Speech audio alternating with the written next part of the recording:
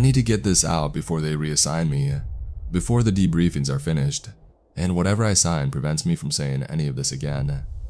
I'm writing from a hotel room in Yakutsk. My flight back to Moscow leaves in 11 hours. What I'm about to describe happened over the course of 23 days at a permafrost monitoring station in the Sakha Republic, roughly 400 kilometers north of the Arctic Circle, in a valley that doesn't appear on most civilian maps. My name is Alexei Volkov. I'm 34 years old. I hold a doctorate in geothermal systems from Novosibirsk State University, and I've spent the last 6 years working for the Russian Federal Service for Hydrometeorology, Roshydromet, calibrating deep-bore thermal sensors at monitoring stations across eastern Siberia. I'm not a soldier.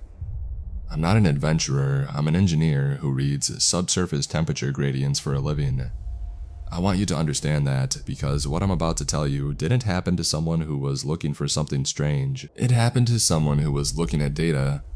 In September, our satellite constellation flagged an anomaly in the deep permafrost layer across a wide section of northeastern Yakutia, not surface level thaw. That's been happening for decades and surprises no one. This was different. Had depths between 150 and 300 meters, where the permafrost has been continuously frozen for roughly 2 million years. We were reading rhythmic thermal oscillations, pulses, regular as breathing roughly 8-minute cycles, each one raising the temperature at depth by a fraction of a degree before dropping it back. The pattern had no known geological explanation. Volcanic activity was ruled out, tectonic analysis showed nothing, satellite instrumentation was rechecked and cleared. The signal was real. Roshydromet reactivated station Zarya 9 to get ground-level confirmation. The station had been mothballed since 2011. A cluster of Soviet-era prefab buildings with a newer equipment annex bolted on during the 2000s, perched on a rocky shelf above a river valley in the Verkhoyansk range. In winter, temperatures drop below -50. In September, when we arrived, it was already -15 at night, and the sun was losing 40 minutes of arc per day. There were 5 of us on the crew. Commander Irina Belova was our station lead, 45 ex-military logistics, calm in the way that people who've managed supply lines during actual crises tend to be calm. She'd run 3 previous Arctic postings and treated the assignment like any other rotation. Her job was to keep us alive, fed, and on schedule. Dr. Katya Rizhova was our atmospheric scientist, 29. Sharp in a way that made you feel slow and almost pathologically curious. She'd written her dissertation on anomalous infrasound propagation in polar atmospheres and had specifically requested this assignment when the thermal data came through. She wanted to correlate these subsurface readings with upper atmospheric disturbances. She was the only one of us who seemed genuinely excited to be there. Pavel Sorokin, Pasha, was our medic and facilities technician, 40. Former Army field medic, built like someone who'd spent his 20s carrying other people through mud. He had an easy laugh and a habit of narrating everything he did under his breath, which was either endearing or maddening depending on how long you'd been awake. He was also the only person I've ever met who could fix a diesel generator with a screwdriver and a piece of wire. And then there was Semyon Atlasov. Semyon was our local guide, 58. Sakha, ethnically Yakut, born and raised in a village about 200 kilometers south of the station. Roshydromet had hired him as translator and local liaison, which on paper meant he helped us communicate with any indigenous communities in the operational area and ensured we didn't accidentally violate any territorial agreements. In practice, his real value was that he knew the land in a way that none of us could. He'd hunted this country since he was 12. He knew where the river ice thinned first, where the wolves denned, which slopes would avalanche and which would hold. Quiet man, watched more than he spoke. The helicopter dropped us at Zarya 9 on September 19th. The station was exactly what I'd expected. A handful of squat metal-clad buildings connected by enclosed walkways, a diesel generator shed, a radio mast, and a cleared area where the deep-bore sensor array poked up through the permafrost like metallic fingers. Everything was coated in frost and grime. The buildings were sound but neglected. It smelled like cold metal and old diesel inside. We spent the first 3 days cleaning, restoring power, testing equipment, and running baseline calibrations. Normal work, tedious, methodical, necessary. The deep bore sensors came online on the evening of the 21st, and within an hour I had local confirmation of the satellite anomaly. The thermal pulses were real. I was reading them in real time on my equipment. 8-minute cycles, metronomic, coming from at least 200 meters down where the permafrost had been frozen solid since before our species existed. I remember staring at the readout and feeling something I can only describe as professional vertigo. Not fear, not yet, just a deep unease of seeing data that shouldn't exist. I called Katya over. She looked at the screen for a long time without speaking. "It's modulated," she said finally. "It's thermal variation. Modulation implies a signal," she said. "It implies a signal. Look at the amplitude variation between cycles. It's not uniform. There's a pattern layered on top of the base rhythm." I looked again. She was right. The pulses weren't identical. Some peaked slightly higher, some slightly lower, in a sequence that didn't repeat on any obvious period.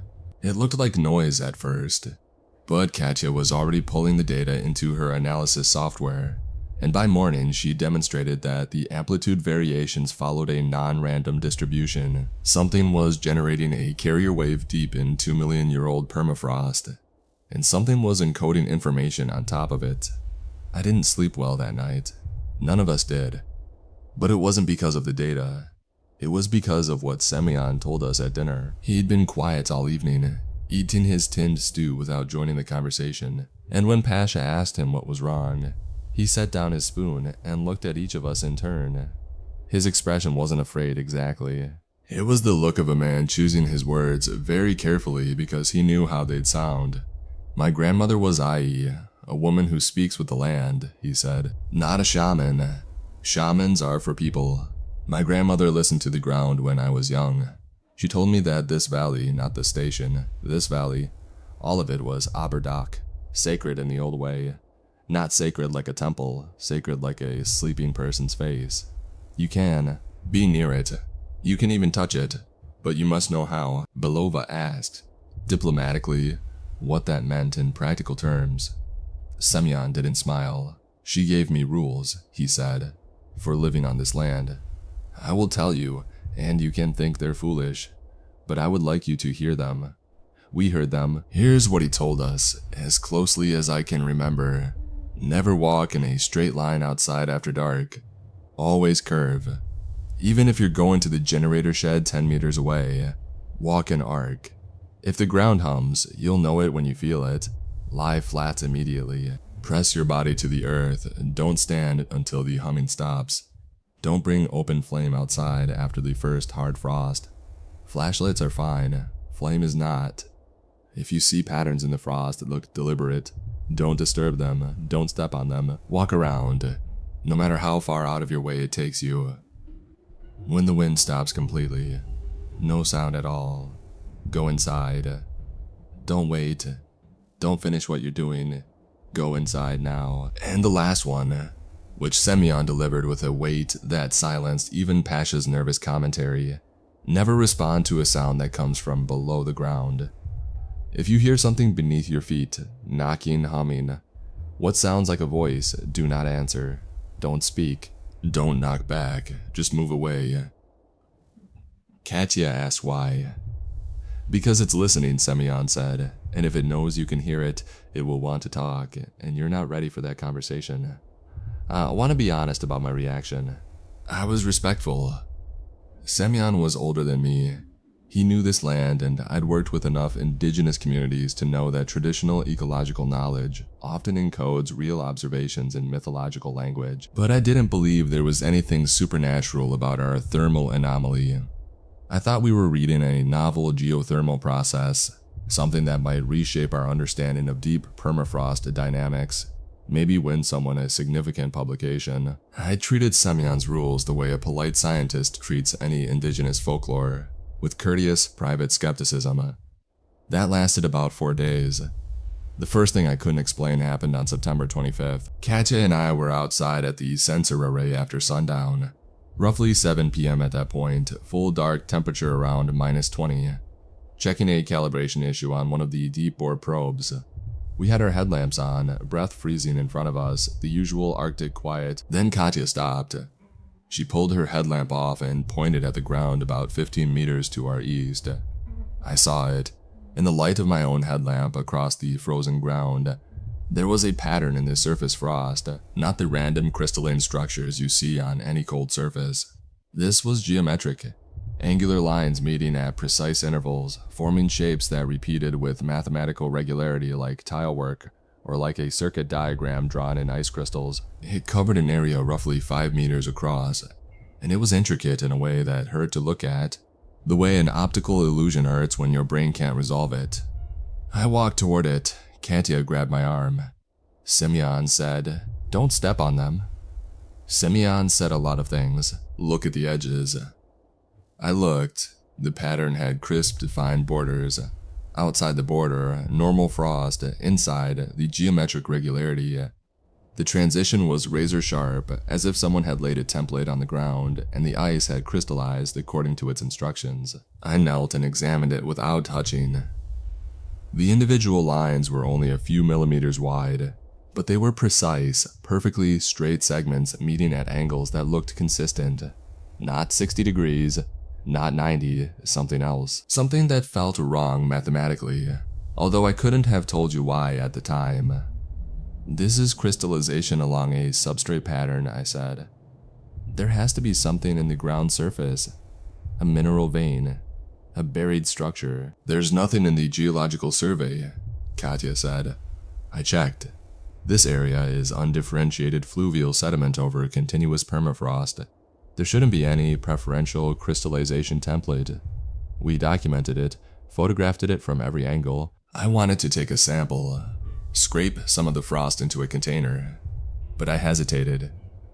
I told myself it was because I didn't want to contaminate the site before we could do a proper analysis. That was partly true. But it was also because something about those patterns made me not want to touch them. Not in a mystical way. In the way you don't want to touch someone else's handwriting on a page. The instinct that this means something to someone and your interference would be a violation. We went back inside and showed the photos to the team. Pasha said it looked like a motherboard. Belova said it looked like a military communication she'd once decoded. Semyon looked at the photos for a long time and said nothing. 2 more frost patterns appeared the next night, larger, different internal geometries. One of them extended from the sensor array toward the station, and what I couldn't help noticing was a gentle curve, not a straight line. It was the night of September 27th that Semyon's rules stopped being folklore. Pasha needed to refuel the backup generator. The main generator had been running rough, and Belova wanted the backup hot and ready. The fuel tank was in a shed about 40 meters from the main building, connected by a path that Pasha had walked a dozen times. He went out the east door with a flashlight, and because it was 40 meters in a straight line on flat, clear ground, he walked straight. We heard him scream, not a startled yelp, a scream. The sound of a man who's encountered something his body recognizes as threatening before his mind can process it. Belova and I were out the door in seconds. We found Pasha on his back on the frozen ground about 20 meters out, flashlight spinning away from him, his arms covering his face. He was hyperventilating. "Something followed me," he said when he could speak, "right behind me." The second I started walking, I could feel it, like static, like the air right behind me got heavy. And when I turned around, there was nothing there but the air was wrong. The air was bent. I looked at the ground where he'd walked. His boot prints made a perfectly straight line from the door, and next to his track, parallel to it, the frost had been disturbed in a strip about half a meter wide. Not footprints, a smooth, continuous channel, as if something had been dragged or had dragged itself along the surface beside him. The disturbance ended exactly where Pasha had fallen. After that, we walked in curves. I want to be clear about something. We didn't have a conversion moment. There was no scene where we all sat around and said, "Alright, the old ways are real. The land is alive.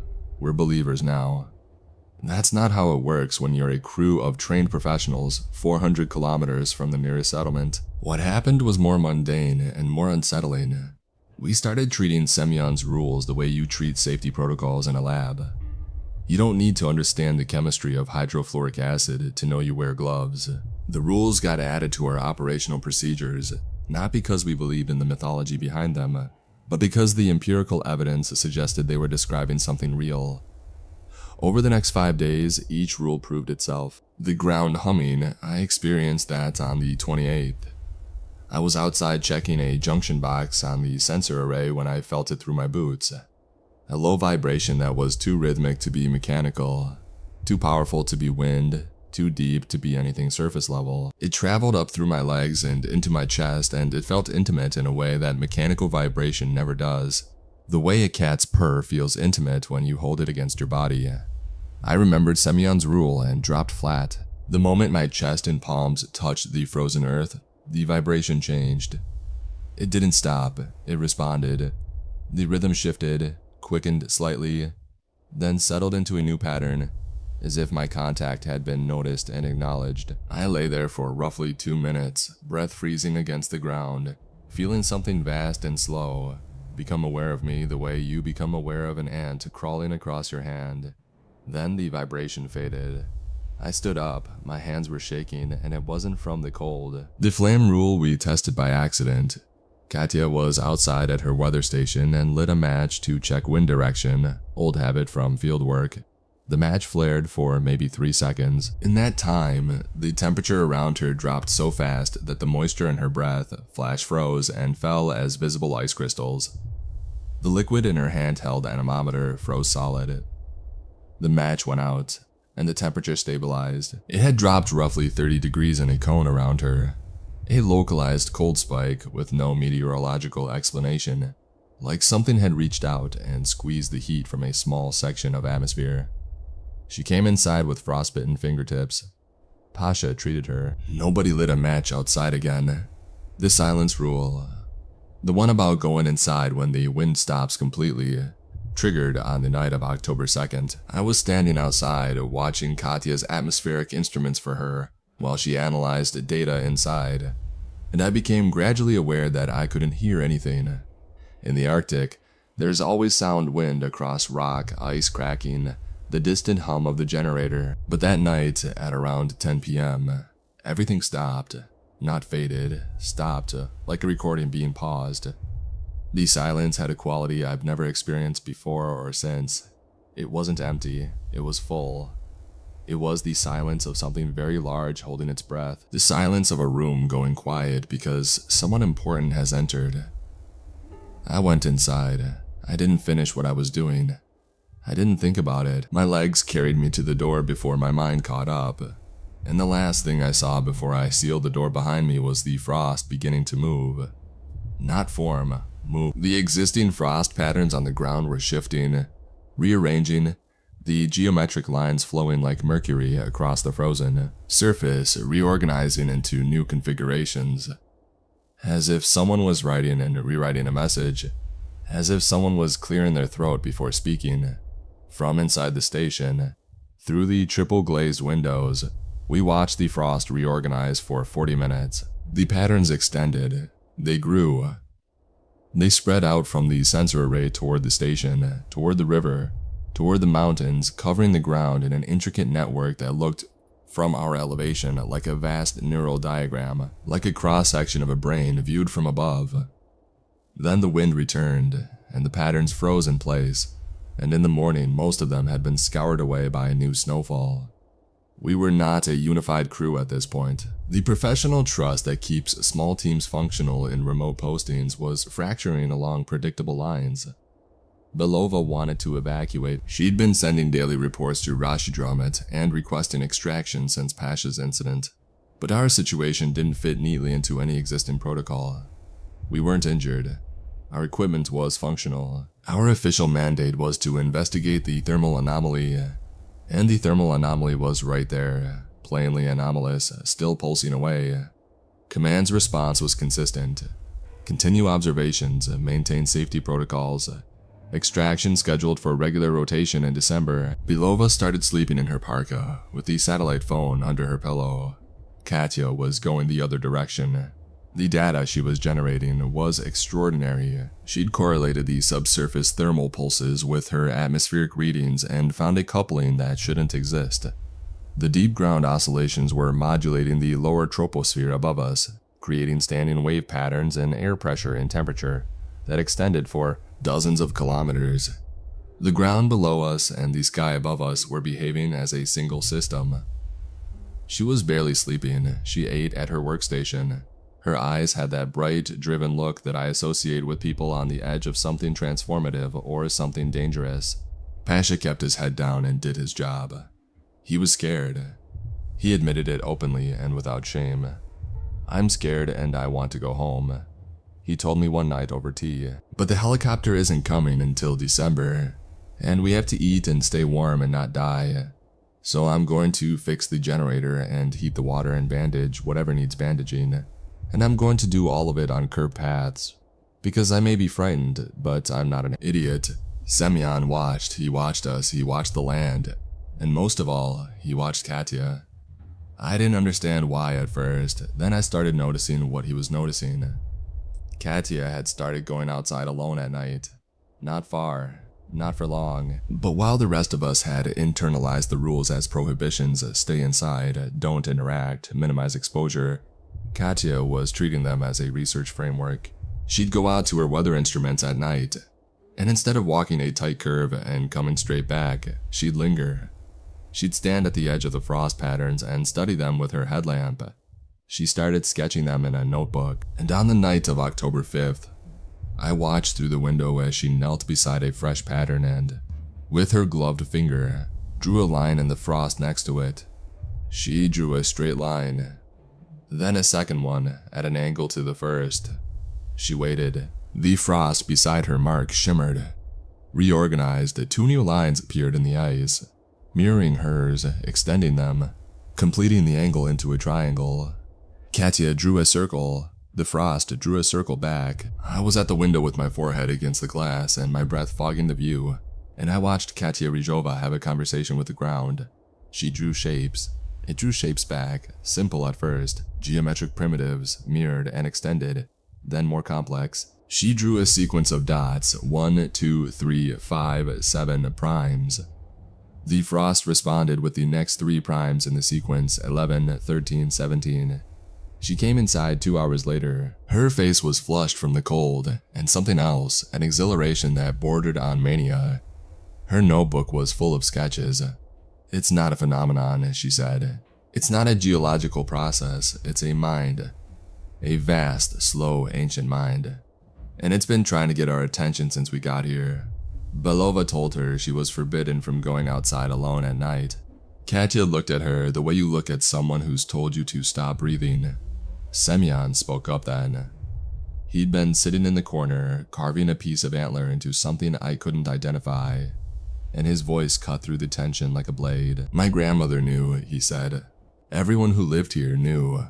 The land is not land, the ground we walk on, the permafrost, everyone is so worried about, it was never dirt and ice. It was always this, a living thing bigger than we can think about. The frozen ground is its skin, and we have been walking on it for 10,000 years, and it has been aware of us the entire time.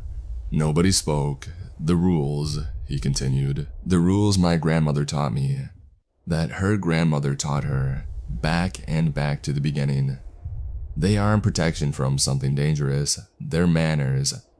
They're how you behave when you're standing on someone. You walk curves because straight lines feel different. On skin, like a scratch. You lie flat when it hums because it's adjusting. And if you're upright, you'll get brushed off the way you'd brush a fly. You don't bring flame because the heat is an irritant. You don't answer sounds from below because you're not ready to talk to something that old and that large. Not because it would hurt you, because you would not survive the weight of its attention." Semyon Belova said carefully, "With respect, I know what it sounds like. I knew when my grandmother told me, and I know now. But your engineer has confirmed that the permafrost is pulsing. Your scientist has confirmed it responds to stimuli. Your medic has confirmed it can localize a cold response within meters. What word you put on it, geological, supernatural, indigenous superstition, doesn't change what it is. You're standing on something alive, and it's been awake for months, and it's in pain, and you need to decide what you're going to do about that. What Semyon said about pain, that reframed everything. I went back to my thermal data with new eyes.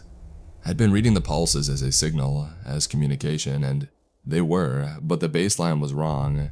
The deep permafrost temperatures weren't just oscillating, they were elevated across the board. At every depth, the frozen ground was warmer than it should be by a margin that correlated precisely with global average temperature increase over the past century.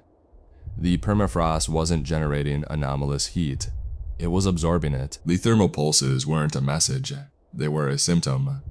The way a fever pulse is a symptom. The thing beneath us was running a temperature. Katya reached the same conclusion independently. From her atmospheric data, the standing wave patterns in the atmosphere weren't communication. They were thermoregulation attempts. The intelligence in the permafrost was trying to shed excess heat, pushing it up through the soil column and into the atmosphere in organized pulses, the way your body sweats, and it wasn't working. The heat kept coming, year after year, decade after decade. The global temperature crept up, and the permafrost crept up with it. And this vast mind that had been comfortably frozen for geological ages was experiencing something it had no mechanism to cope with. It was waking up because it was too hot to sleep. "It's been in a dormant state," Katya said, her voice hoarse from too little sleep and too much revelation, like hibernation, but on a geological timescale. The permafrost temperature was stable for millions of years, and it slept, and it was fine. Now the temperature is rising and it can't maintain dormancy. It's waking up because we're making it too warm. The implications of this landed on each of us differently.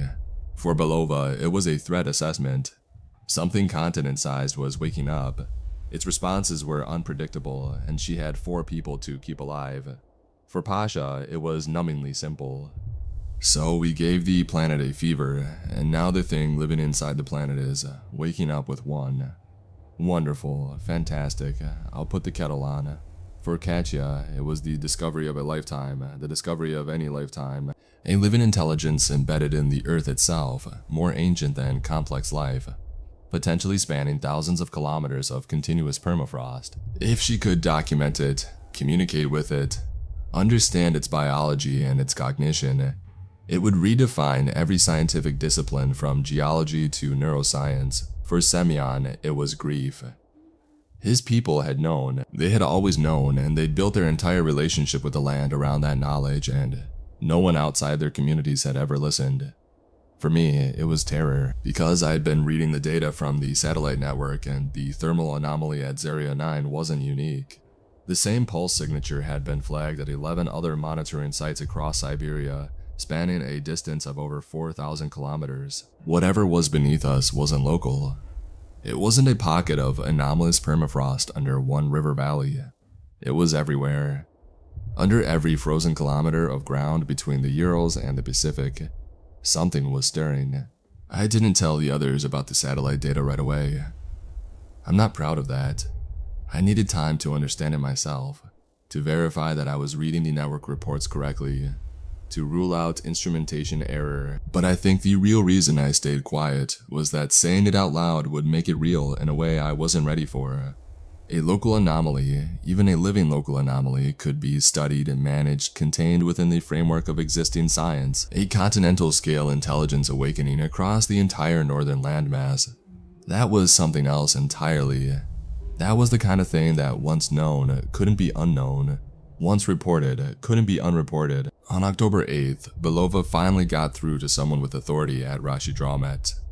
Not our regular handler, someone higher.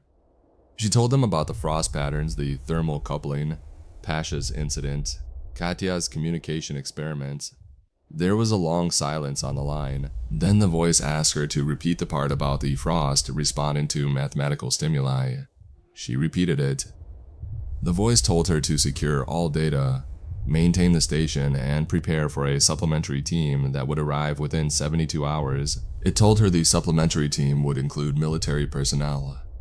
It told her to continue observations but to cease all interactive experiments. It told her these instructions were classified. Belova relayed this to us at dinner with the careful neutrality of a commander following orders she doesn't agree with. Military, Semyon said. Not a question. Supplementary team with military escorts, standard for a sensitive scientific. They're going to drill into it. Everyone looked at Semyon. They'll bring drills and sensors, and they'll punch into the permafrost to take samples. And they'll treat it like a resource, because that's what people from Moscow do with things they find in Siberia. They drill it and they sell it, and they don't ask the land what it thinks, because they don't believe the land thinks anything. Belova opened her mouth, closed it. What would your grandmother say to do? I asked. Semyon looked at me with an expression I've never been able to fully parse, something between contempt and hope, like a teacher evaluating whether a student's question is genuine. She would say, "You're a guest. You have been a guest for 10,000 years. The host has been patient. The host has been generous. It let you walk on it. It taught your ancestors how to walk safely. It asked nothing but good manners, and now it's sick, and you've caused the sickness. And the first thing you want to do is cut it open and look at its insides." He paused. My grandmother would say that this is why the rules exist, not to protect you from it, to protect it from you. That night, Katya disappeared. Not dramatically. Not in a flash of light or a scream. Pasha noticed at midnight that her bunk was empty. Her coat and boots were gone. Her notebook was gone. The east door was unlatched. We found her half a kilometer from the station. She was standing in the center of the largest frost pattern we'd ever seen. It radiated outward from her position in concentric rings of geometric precision, covering the valley floor as far as our lights could reach. The lines in the frost were thicker than before, not millimeters but centimeters wide, deep enough to look carved rather than crystallized, and they were glowing. A faint blue-white luminescence, cold and steady, emanating from within the ice itself. Katya wasn't frightened. She wasn't in a trance. She was crying, silently, with an expression of overwhelming awe. "Come look," she whispered. "Look down."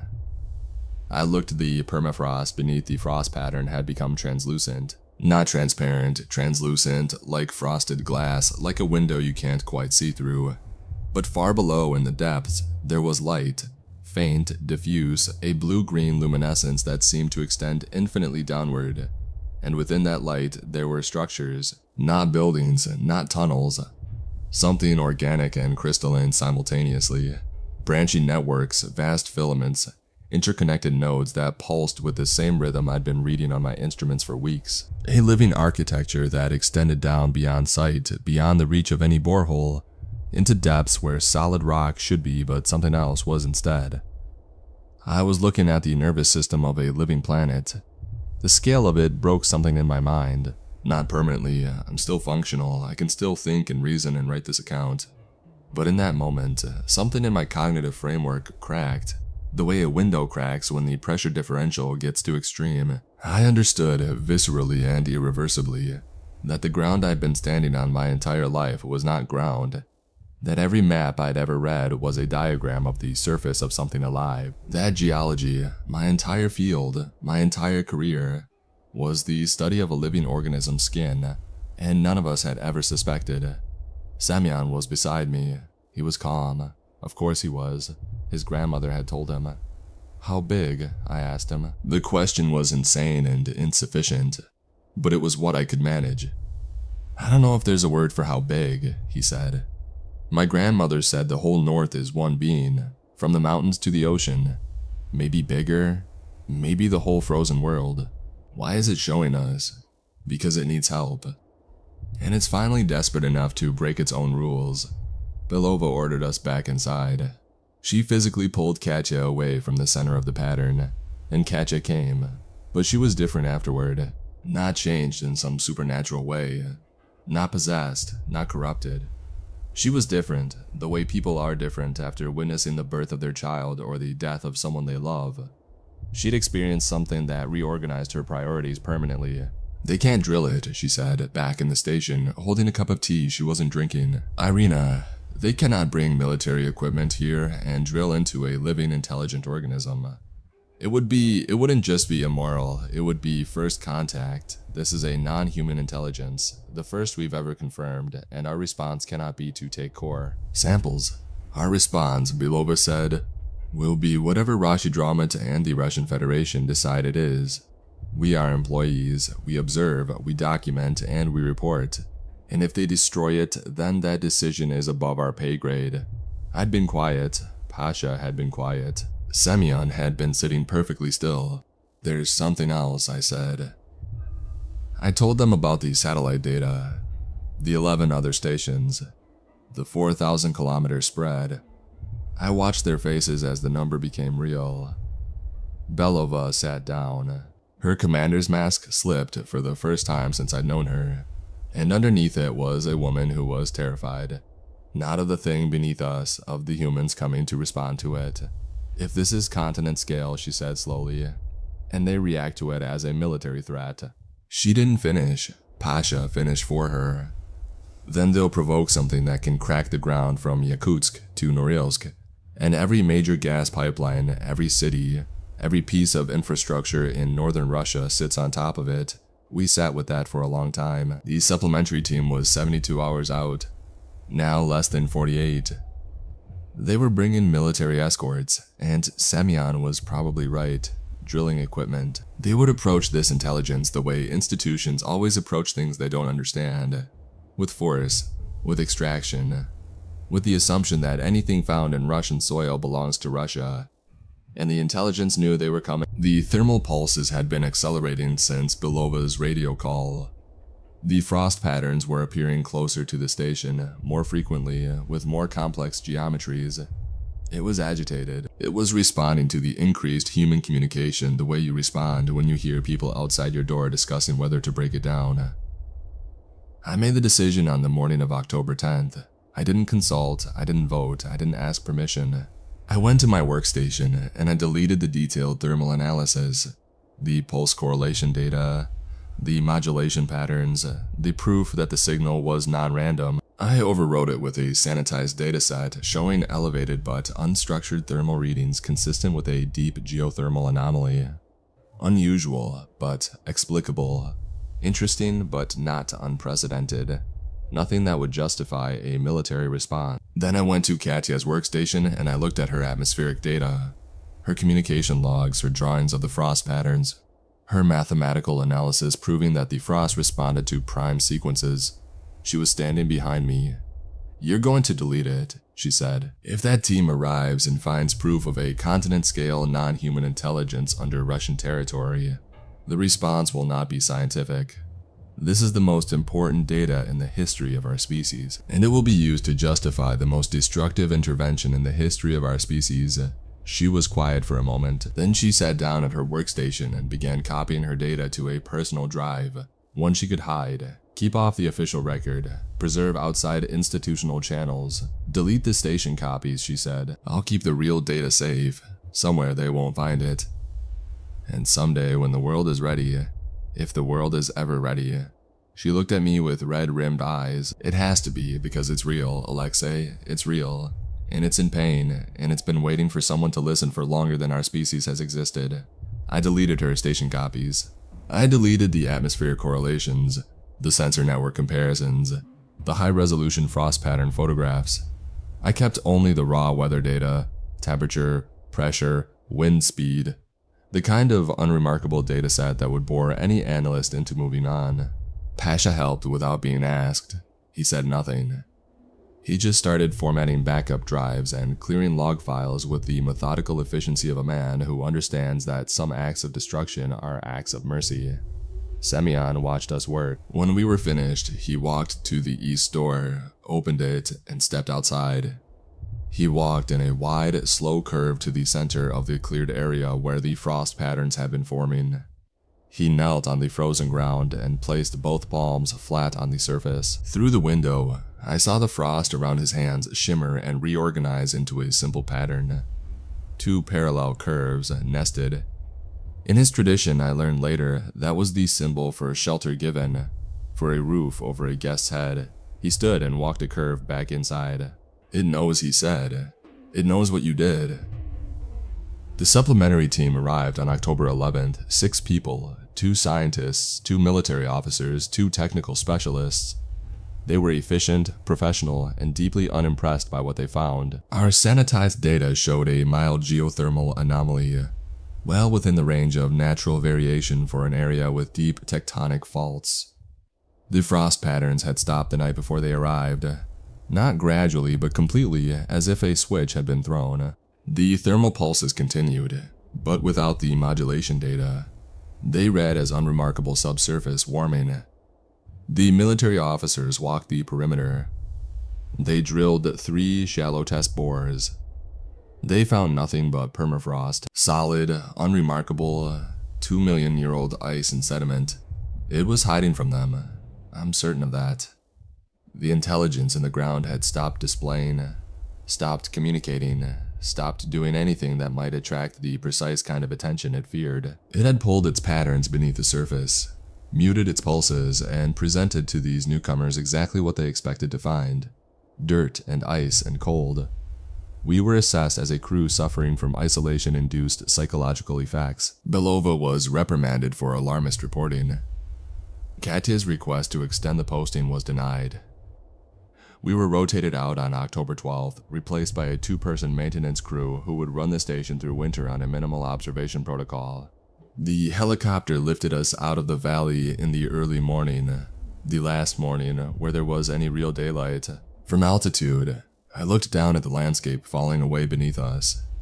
The river valley, the mountains, the endless white expanse of frozen ground stretching to every horizon. And I saw it, for just a moment, from just the right angle, with the low sun casting long shadows across the snow. I saw the patterns, not on the surface, under it, visible through the snow the way a tattoo is visible through a white shirt, the branching, pulsing, luminous network we'd seen through the translucent permafrost.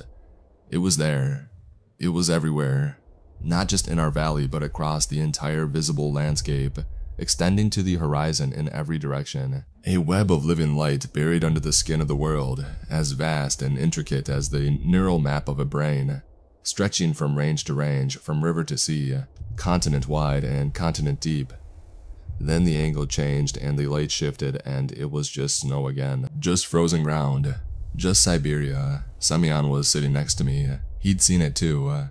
It'll sleep again, he said. If the heat stops, if the world cools, it'll go back to sleep and the rules will be enough again. And if the heat doesn't stop, he didn't answer. We landed in Yakutsk 8 hours later. I checked into this hotel. Katya went to stay with a colleague at the university, her hidden drive tucked into the lining of her coat. Belova filed her final report. The sanitized version. The version that says nothing happened. Pasha took a bus south to visit his sister in Irkutsk. Semyon went home to his village. I've been sitting here for 2 days writing this. The debriefings start tomorrow. I'll be asked to confirm the official account: geothermal anomaly, mild inexplicable, crew experienced cold-related stress. No significant findings. I'll confirm it, I'll sign whatever they put in front of me, and the data will stay buried. And the military will move on to other concerns. And Zarya 9 will sit there through the winter with its 2-person crew reading instruments that show nothing, because the thing beneath them has learned to be quiet when strangers are listening. I think that's the right choice. I'm not certain. Katya has the real data, and someday it might be published, and maybe by then we'll have developed the institutional maturity to encounter a non-human intelligence without immediately trying to own it, or weaponize it, or drill it open. Maybe Semyon's people managed it for 10,000 years. They developed the rules. They learned the etiquette. They coexisted. But I keep thinking about scale. About what it means for something that large to wake up. About what happens when a mind the size of a continent fully regains consciousness after millions of years of sleep, in a world it doesn't recognize. Running a fever that we caused and show no signs of stopping. Semyon said it would go back to sleep if the heat stops. But the heat isn't stopping. Every year, every fraction of a degree, every ton of carbon, it's a hand shaking a sleeper's shoulder. And eventually the sleeper won't just stir, it'll rise. What does a continent do when it stands up? I don't know. I don't think anyone knows. But the rules, the old rules, The ones Semyon's grandmother taught him. The ones that seem so absurd in daylight and so desperately necessary after dark. Those rules assume a sleeping host, a dormant intelligence that needs to be avoided, respected, tiptoed around. They're the etiquette of a guest in a house where the owner is napping. Nobody has rules for what happens when the owner wakes up. I'm flying back to Moscow tomorrow. It's October now and winter is settling over Siberia and the temperature is dropping. And maybe that will be enough. Maybe the cold will deepen and the permafrost will stabilize and the thing beneath will drift back into its ancient dormancy. And the rules will hold for another generation, another century, another 1,000 years. But it's warm in this hotel room. It's warm everywhere this year. Warmest October on record, the news says. And an hour ago, when I stood at the window watching the first frost form on the glass, I saw something that hasn't left me since. The frost on the window was geometric, organized, precise angles meeting at intervals I recognized from the patterns at Zarya 9, from the luminous networks under the snow, from the shapes that Katya drew and the ground drew back. I'm on the 4th floor of a hotel in Yakutsk. This building sits on deep pilings driven into the permafrost like every building in this city. Like every building in every northern city on Earth, the patterns held for about 30 seconds. Then they melted in the warmth of the room and were gone. Just condensation, just ice. But for 30 seconds, on a window 1,000 kilometers from Zarya 9, something beneath this city reached up through the foundations and the pilings and the frozen ground and wrote on my window. Not a threat, not a warning, a single geometric form, 2 nested curves, shelter given. It knows my name, it knows where I am, and it's not angry. I believe that. I believe Semyon, and I believe his grandmother, and I believe that this intelligence has coexisted with humanity for millennia with patience and grace. But it's waking up, and it's getting warmer, and patience has limits that even a continent-sized mind will eventually reach. I have to go now. I have a flight to catch, and lies to tell, and a world to not warn.